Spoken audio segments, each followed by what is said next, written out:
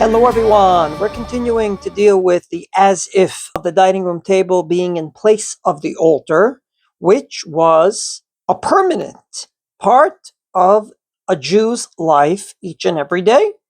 There was a sacrifice in the morning and in the evening called the Korban Tamid, not to mention special sacrifices on Shabbos, Yom Tov, Rosh Chodesh, and of course, seasonal sacrifices that were brought on Pesach, Shavuos, Sukkot, not to mention functional sacrifices, like if you did an Aveira, that if you did it on purpose, the punishment would be correct. You'd have to bring a Korban Chatat, a sin offering.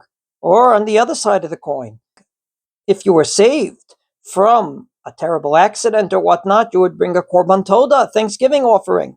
So without the altar in our lives, comes the Gemara and says in 3 different places that the dining room table is as if we had an altar. And the question is, how does it work? Last time we brought 3 explanations, and I'd like to add 3 today. 2 of them have to do with the actual experience of eating, and one of them has preparations for eating. Let's begin with the Tosfos. The Tosfos says in Mesechet Menachot, "De gedola legima." He quotes a Gemara in Mesechet Sanhedrin that talks about the fact that when you eat together, when you drink together, it can bring people closer, or, God forbid, it could bring people further.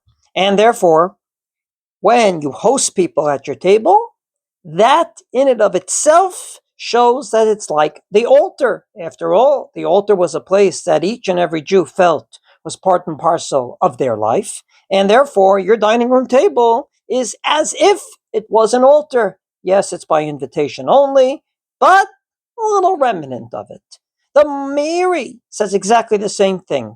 In Mesechet Chagiga, he explained, "She'ein bet hamikdash kayam shulchano shel adam v'hachnasat orchim mechaper alav." How does your dining room table give you atonement? You invite guests, just like the altar invited people to use it. That's what you do at your dining room table.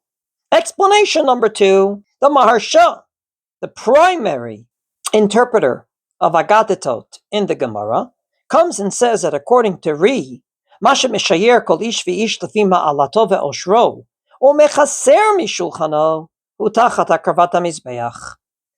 Kemo sheba'u haprushim li'mana mitam ze mikol davar. There's a Gemara in Baba Basra, Daf Samech, that talks about the fact that after the destruction of the temple, there was a whole bunch of people called the Prushim that said, we're never going to eat meat again because there's no sacrifices being brought on the altar. We're never going to drink wine again because there's no nesachim poured on those sacrifices on the altar. Rabbi Yehoshua, no relation, came and said, well, if you want to continue that thinking, take it to its logical conclusions. Don't drink any water because on the holiday of Sukkot we did Nisuach HaMayim. Don't eat any fruits because you would bring Bikurim, and etc., etc. You won't do a thing. And therefore he says that's not the way to go. We have to mourn for the destruction of the temple, but we can't totally and utterly cut ourselves off from this world. And therefore, what's the way to go? The way to go is to diminish a little from various things. So we paint the house and we leave a zecher lachorban. We diminish an amah on an amah in order to show we're still mourning for the temple. Same thing true at a meal. Oseh adam kol tzarchei seuda u'mishayer davar mu'at. You make a lavish meal, but you defray from it a little bit. And therefore, says the Maharsha, just like when you sacrificed this sacrifice and you diminished from your ownership on it by sacrificing part to God, part to Kohanim, that's what we do at the dining room table. Well, the Maharsha does bring this perush, but doesn't like it, because demashe mema'et b'sudato mechaper bo kemizbeach harmei mafsid shemema'et matanot aniyim. If you defray from your meal, there'll be less food for the occasional poor person to come in and partake in the meal. And therefore he doesn't like this perush. What he doesn't like, the Torah Chaim actually did like. The Torah Chaim was Rav Avraham Chaim Shor.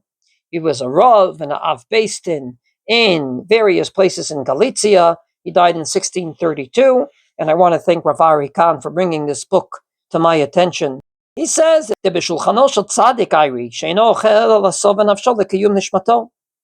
you only eat what you need, not more. Just